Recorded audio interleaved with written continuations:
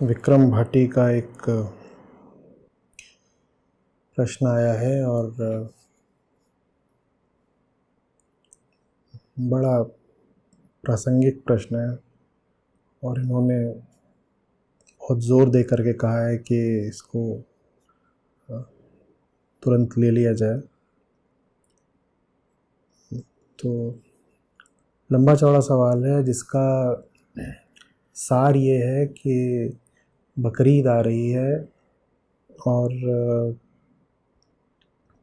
ये विक्रम भाटी कुछ संस्थाओं का समर्थन कर रहे हैं जो कि जो PCA एक्ट है, prevention of cruelty to animals, पशुओं के प्रति क्रूरता का निवारण अधिनियम 1960, उसके सेक्शन 28 को हटाने की मांग कर रहे हैं। उसका जो सेक्शन 28 है वो कहता है कि किसी भी धार्मिक काम के लिए किसी भी पशु की किसी भी तरीके से हत्या की जा सकती है, बलि दी जा सकती है, कुर्बानी दी जा सकती है। तो बहुत लोग और बहुत संस्थाएं ये मांग कर रहे हैं कि ये जो सेक्शन 28 है PCA एक्ट का, इसको हटा दिया जाए। और अभी चूँकि बकरीद सामने है तो इसीलिए ये मांगें और ज़ोर पकड़ रही हैं। हालांकि इस एक्ट का, अधिनियम का संबंध किसी विशेष समुदाय, वर्ग या धर्म, मज़हब से नहीं है, लेकिन फिर भी। तो विक्रम भाटी ने 2 बार 3 बार ये पूछा है कि आप इस पर कुछ बोलते क्यों नहीं हैं, आप समर्थन क्यों नहीं दे रहे हैं कि हाँ ये जो सेक्शन 28 है इसको हटाया जाए। मैं आता हूँ उस पर विक्रम।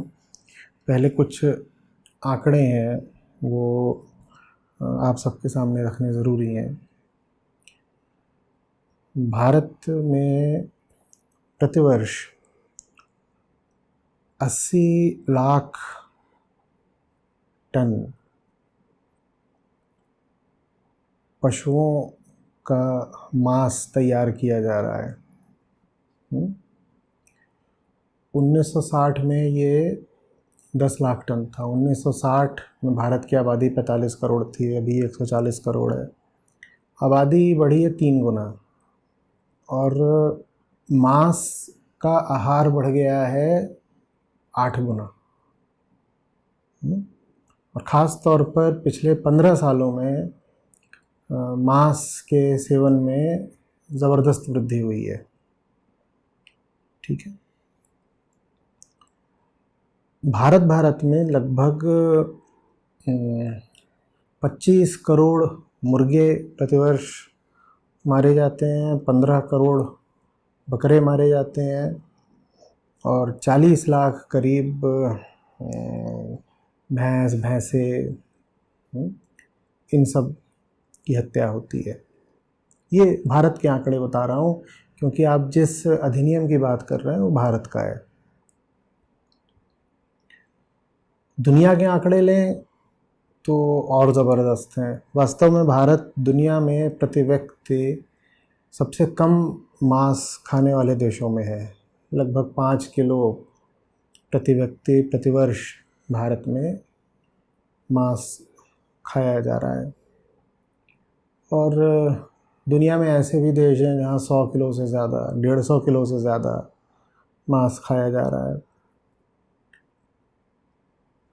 तो ये एक तस्वीर है जो पूरे साल का यथार्थ दर्शाती है। बकरीद एक दिन है, पूरे साल हम क्या कर रहे हैं, मैं पहले उस पर बात करूँगा और फिर मैं बकरीद पर, धर्म पर और कुर्बानी पर आऊँगा। तो भारत जो अहिंसा का, करुणा का देश है, वहाँ पर ये हाल है कि इतने करोड़ जानवर हर साल काटे जा रहे हैं और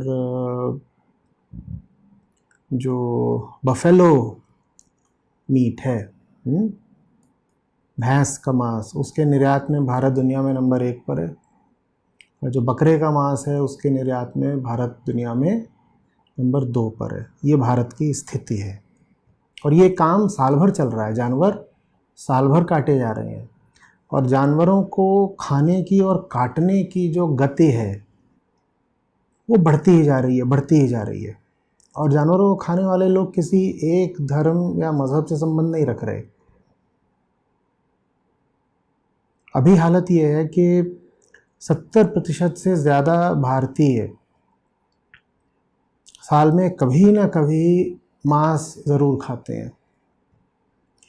जो अपने आप को शाकाहारी कहते हैं वो भी लैक्टो वेजिटेरियंस हैं, ज़्यादातर उनमें से, जो कि भले ही मांस नहीं खाते लेकिन दूध और अन्य दुग्ध पदार्थ इनका सेवन करते रहते हैं। उनमें बहुत सारे ऐसे हैं जो मांस नहीं खाते लेकिन अंडे खाते हैं। तो 70% तो ऐसे हैं भारतीय जो सीधे सीधे मांस ही खाते हैं, और जो बाकी बचे 30% उनमें भी बहुत सारे ऐसे हैं जो मांस नहीं खाते, अंडे खाते हैं। और जो फिर उनमें बचे उनमें से लैक्टो वेजिटेरियन हैं जो मांस अंडे नहीं खाते लेकिन जानवरों पर क्रूरता करके जो और उत्पाद तैयार किए जाते हैं उनको खाते हैं। ये भारत की स्थिति है।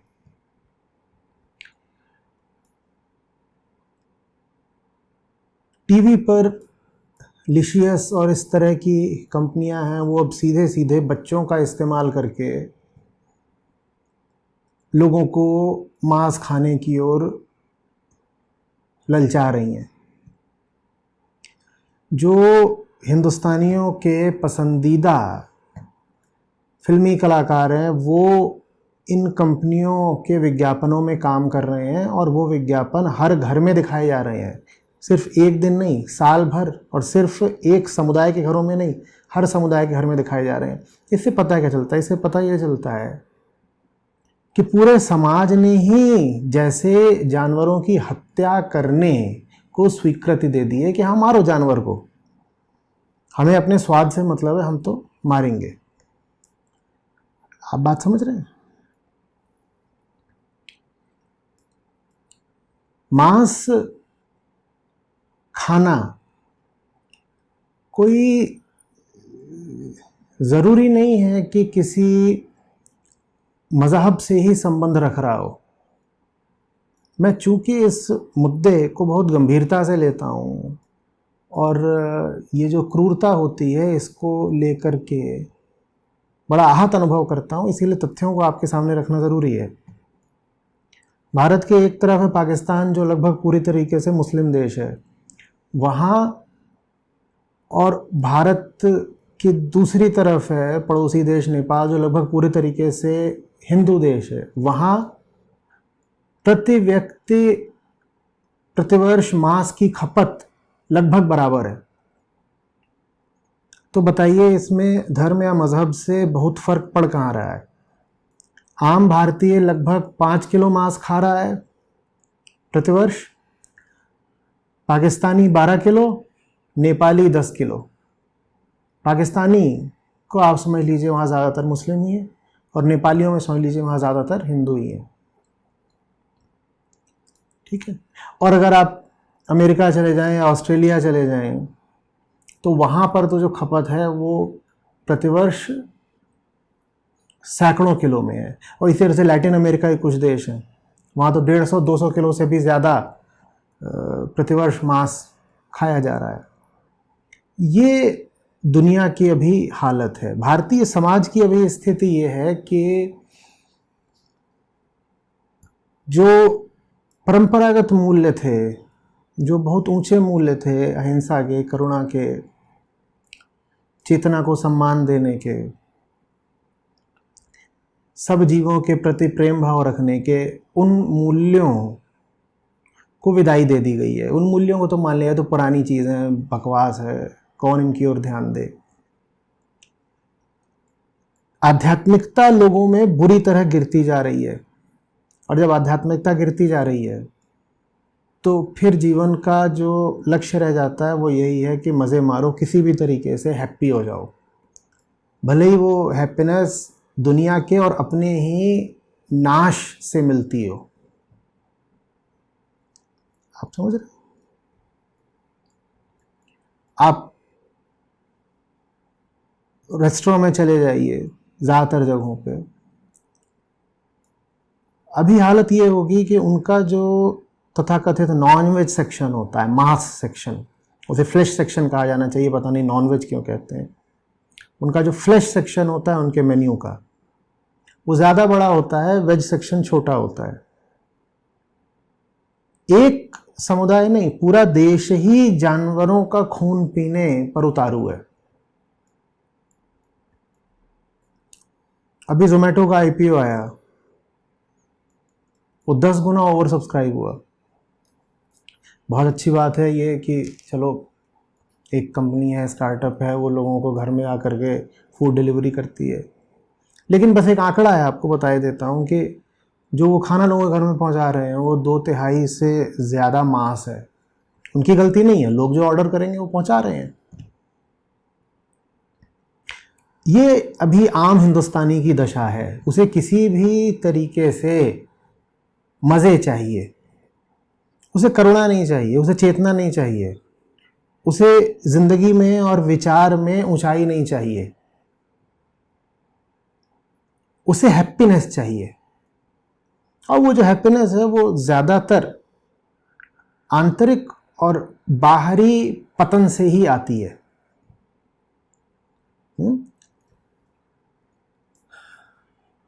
आपको मैं बहुत बहुत बार बता चुका हूँ, फिर बता देता हूँ कि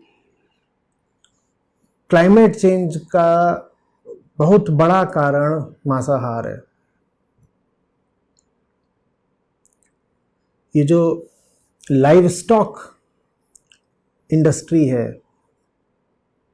ये दुनिया को तबाह कर रही है बिल्कुल।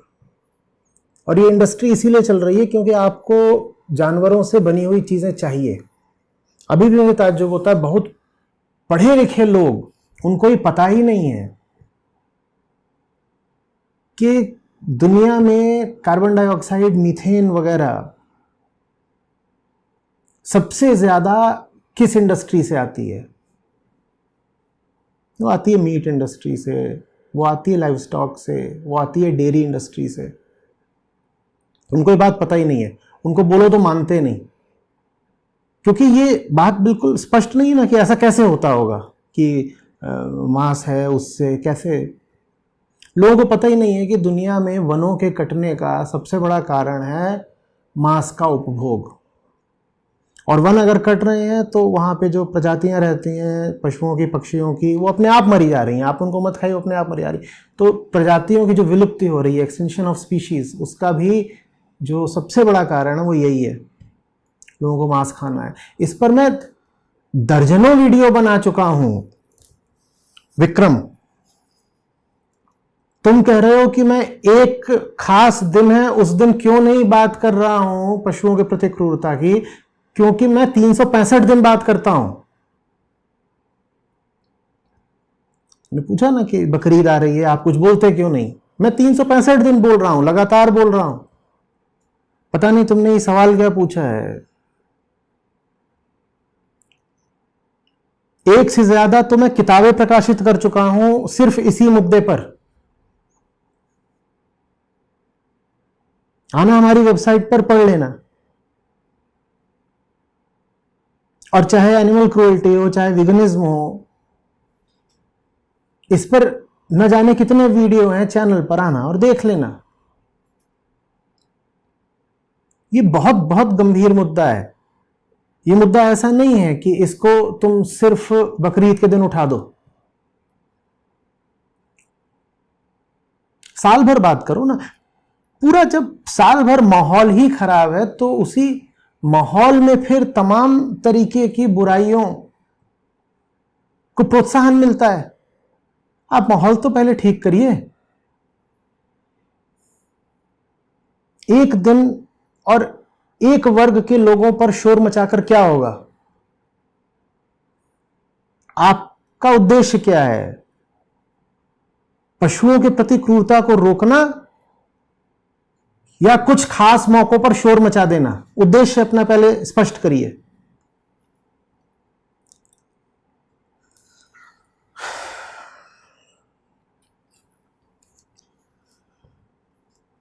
आने वाला समय ऐसा होने वाला है, ये पीढ़ी ऐसी है कि ये मांस को दाल भात की तरह खा रही है। मैंने जिस कंपनी की बात करी थी लिशियस, उसका जो विज्ञापन आता है उसमें छोटे छोटे बच्चे होते हैं, 2 छोटे छोटे मासूम बच्चों के मुंह खून लगाया जा रहा है कि लो तुम मांस चबाओ।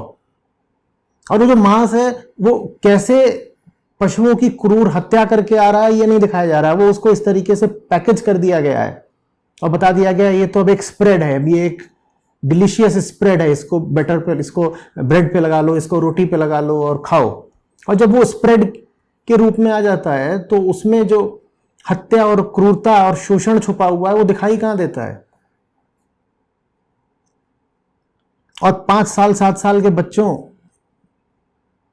को आप जब इस तरीके की आदतें डाल देंगे खाने की, तो भविष्य क्या है भारत का, विश्व का, पशुओं का, पर्यावरण का, मानवता का और अध्यात्म का?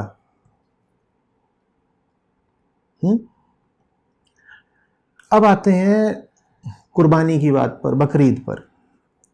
देखिए, बहुत बार मैं समझा चुका हूं, फिर कह देता हूं, धर्म के केंद्र में करुणा बैठी है। यह सही हो ही नहीं सकता कि धर्म के नाम पर जानवर की बलि दी जाए। बिल्कुल साफ, स्पष्ट, बेबाक 2 टूक रख रहा हूं, यह ठीक नहीं है। और मैं समझता हूं कि जो लोग इस तरह के कृत्यों में शामिल हैं उन्हें खुद भी पता है ये बात ठीक नहीं है। बस एक प्रवाह है, एक गति है अतीत की, और एक जोर है पूरे समुदाय का कि सब ऐसा कर रहे हैं तो हमें भी तो करना है। नहीं तो ये बात तो किसी साधारण बुद्धि वाले आदमी को भी दिख जाएगी कि ईश्वर के प्रति, अल्लाह के प्रति प्रेम दिखाने का ये क्या तरीका है कि तुम एक बकरे पर या ऊंट पर या भैंसे पर चढ़ के उसकी गर्दन काट दो। कोई तुक है? कोई बात है ये? अध्यात्म से मेरा संबंध है, मुझे ये मत बताइएगा कि ये सब जो हो रहा है वो किस लिए हो रहा है। मैं भी जानता हूं इसके पीछे की कहानी, लेकिन मैं कहानी से आगे का भी कुछ जानता हूं। मैं कहानी का मर्म भी जानता हूं, सार भी जानता हूं, कहानी किधर को संकेत कर रही है मैं ये भी जानता हूं। आप सिर्फ इतना जानते हैं कि पैगंबर इब्राहिम थे, उनको सपना आया और उनको कहा गया कि अपने बेटे की, इस्माइल की कुर्बानी दे दो। अपने बेटे को लेके गए कुर्बानी देने, बस कुर्बानी देने ही वाले थे कि तभी फरिश्ता आ गया। फरिश्ते ने कहा कि तुमने जो ये भाव और ये निष्ठा, ये जो श्रद्धा दिखाई है, तो ईश्वर प्रसन्न हुए और उन्होंने कहा है कि कोई आवश्यकता नहीं है बच्चे को मारने की। इतनी देर में एक भेड़ दिखाई दी, वो उस भेड़ के जो सींग थे वो कहीं झाड़ी में फंस गए थे, तो फिर बच्चे की जगह उस भेड़ की कुर्बानी दे दी गई। और उस तब से ये प्रथा चल पड़ी है कि भाई चलिए ईद उल अजहा में बकरे को मारा जाएगा या किसी जानवर को मारा जाएगा, उसकी कुर्बानी देके उसका मांस बांटा जाएगा वगैरह। इसका अर्थ क्या है कहानी का, आप ये भी तो समझिए ना। देखिए, ये जो एनिमल है ना, एनिमल, ये बहुत बड़ा संकेत है और ये दुनिया के सब धर्मों पंथों में पाया जाता है। कभी अश्व के रूप में, बकरे के रूप में, भैंसे के रूप में, सांप के रूप में।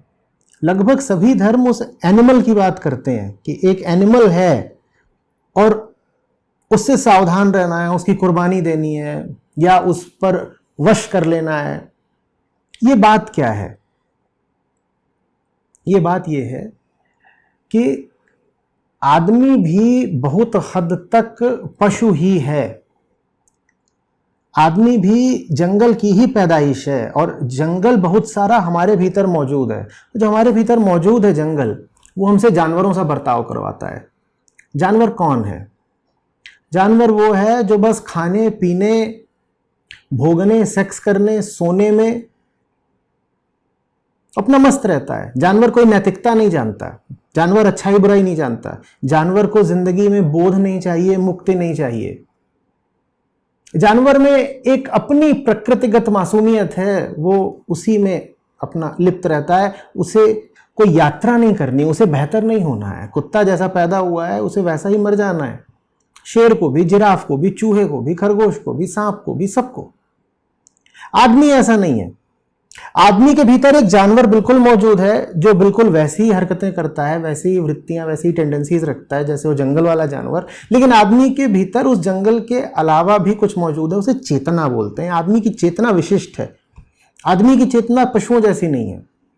और ये जो चेतना है ये बढ़ना चाहती है, बेहतर होना चाहती है। इसकी बेहतरी के रास्ते में वो जो जानवर है वो रुकावट होता है।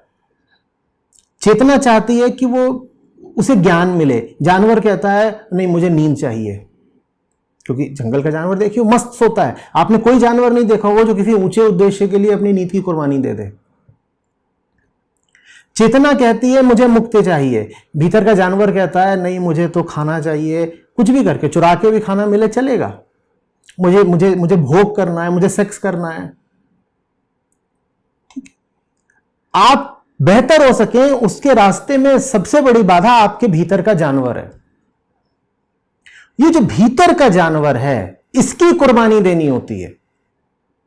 बाहर वाले जानवर की कुर्बानी देकर के क्या मिल जाएगा? पागलपन है बाहर जानवर को मार देना, पागलपन है, क्रूरता है, अमानवीय है। आप समझ रहे? कहानी का मर्म समझिए। कोई भी साधारण पिता होता तो उसमें अपने बच्चे के प्रति पशुओं जैसी ममता होती जैसी कि सब साधारण मां बाप में होती है। ठीक है, आप पशुओं में भी देखिएगा, जो पशुओं के बच्चे होते हैं, पशुओं को उनसे लगाव होता है। ये पाशविक ममता है, ये एनिमल अटैचमेंट है। ये जानवरों में भी पाया जाता है। इसमें कोई ऊंचाई वाली बात नहीं है, इसमें कोई समझदारी वाली बात नहीं है, ये बस है। इंसानों में भी होता है, जानवरों में भी होता है। इसी के पार जाना होता है कि मेरा मेरे बच्चे से मोह है, निश्चित रूप से है। पैगंबर क्या संदेश दे रहे हैं समझिए। वो कह रहे मेरा मेरे बच्चे से मोह है, मोह, ठीक है ना, अटैचमेंट। लेकिन बच्चे से मेरा जो मोह है उससे ज्यादा मेरा दैवीयता के प्रति प्रेम है और निष्ठा है। बच्चे से मेरा एक मोह है, बिल्कुल उसकी एक ताकत है मोह की, वो मुझे रोक रही है। लेकिन दूसरी तरफ क्या है? दूसरी तरफ एक बहुत ऊंची चीज है, और अगर वो मुझे आदेश देगी तो मैं बच्चे के लिए अपने मोह को पीछे छोड़ दूंगा। यह कहानी का मर्म है। तो कहानी का मर्म यह है कि चेतना के ऊंचे उद्देश्यों के लिए अपने भीतर की पाशविकता को पीछे छोड़ो। चेतना के ऊंचे उद्देश्यों के लिए अपने भीतर के जानवर की सुनना बंद करो। जानवर क्या चाहता है? जानवर वही सब चाहता है जो जंगल का जानवर चाहता है। हमारे भीतर का जानवर वही सब कुछ चाहता है जो जंगल का जानवर चाहता है। जैसे जंगल का जानवर ही चाहता है कि उसका एक क्षेत्र हो, उसके अधीनस्थ एक क्षेत्र हो, एक टेरिटरी हो, उसको भी टेरिटोरियल ऑक्युपेशन करना होता है। कुत्ते को देखा है ना, वो जो अपना क्षेत्र है उस पर ऐसे निशान बनाते हैं और उसमें कोई और कुत्ता आ जाए तो बहुत जोर से भौंकते हैं। वैसे ही इंसान के भीतर का जानवर कहता है नहीं नहीं मुझे भी एक टेरिटरी पे कब्जा करना है। शुरुआत होती है एक घर से, फिर और ज्यादा कि यहां पे मेरा हुक्म चलना चाहिए, वहां भी हुक्म चलना चाहिए। अब ये जो पूरा इलाका है ये मेरे कब्जे में है। ये आपके भीतर का जानवर है जो काम कर रहा है, समझ रहे? तो इसको पीछे छोड़ना है। कहानी का मर्म ये है, भीतर के जानवर को वशीभूत करना है। और वही संकेत आता है जब उदाहरण के लिए बात होती है अश्वमेध, अजमेध। उसका क्या मतलब? उसका मतलब ये नहीं है कि अश्व को या अज को, घोड़े को या बकरे को मार दो। उसका मतलब है कि ये सब जानवर तुम्हारे भीतर ही हैं और अध्यात्म कह रहा है तुम्हें ऊंचे उठना है, तो इन जानवरों को पीछे छोड़ना होगा, नीचे छोड़ना होगा। बाहर के जानवर को मार के तो तुम भीतर के जानवर को ही और बलवान बना रहे हो। पागल, ये क्या हरकत कर रहे हो? बाहर के जानवर को मार के और उसका मांस खा के तो तुम भीतर के जानवर को और ताकत दिए दे रहे हो, जबकि धर्म का पूरा उद्देश्य यही है कि भीतर के जानवर को कमजोर करो, तभी तो इंसान कहला पाओगे ना। और तुम्हें सिर्फ इंसान ही नहीं होना है, तुम्हें इतना ऊंचा इंसान बनना है कि तुम आसमान से मिल जाओ। बात आ रही है समझ में? तो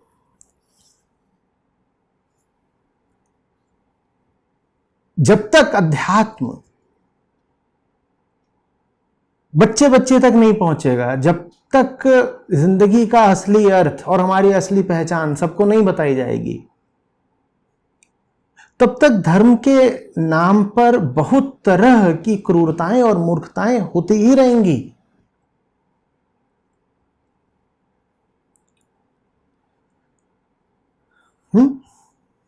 मैं बिल्कुल हाथ जोड़कर सबसे आग्रह कर रहा हूं, मैं निवेदन कर रहा हूं कि अपनी नासमझी की सजा मासूम जानवरों को मत दीजिए। उनका खून बहा करके आपको चैन नहीं मिलेगा। वो खून चाहे फिर मस्जिद में बहता हो, मंदिर में बहता हो, चर्च में बहता हो, कहीं बहता हो, किसी रेस्तरां में बहता हो, किसी गली में बहता हो, चाहे किसी घर की रसोई में बहता हो,